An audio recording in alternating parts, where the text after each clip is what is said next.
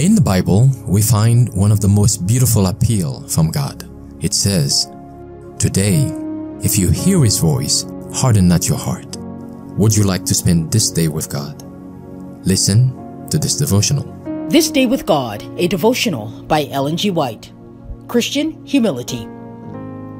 Draw nigh to God, and He will draw nigh to you. Cleanse your hands, ye sinners, and purify your hearts, ye double-minded.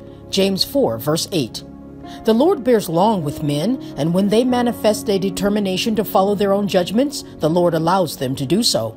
I have been made to see the weakness and ignorance of fallen man, even in his best estate. As man goes deeper and deeper in his studies, improving in learning the will and ways of the Lord, he sees more of his own ignorance, thus revealing that he has made decided progress from the beginning.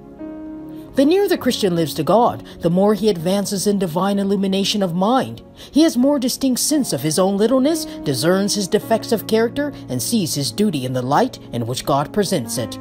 The more closely he draws to Jesus, the more he has a near and clear sense of his own defects, which had before escaped his notice, and he sees the necessity of humbling himself under the mighty hand of God. If lifted up, it will not be because he lifts and exalts himself, but because the Lord exalts him. Having his eye fixed upon the purity and perfection of Christ Jesus, and acknowledging and obeying God in all his ways, he is not blinded to his own failures and imperfections.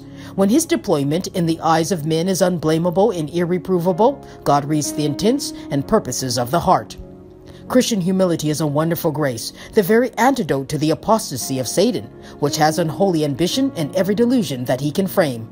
The grace of humility through Christ Jesus will make an imperfect man discern his imperfections and make him meet for the inheritance of the saints, where God is all and in all. Has not the Lord reproved your course? You have entrusted capabilities that may be improved greatly and be made efficacious under the discipline of God. Then his righteousness will go before you, and the glory of the Lord will be your rear reward. Without me, says Christ, ye can do nothing. John 15, verse 5. If you set at naught his counsel, then you are in danger.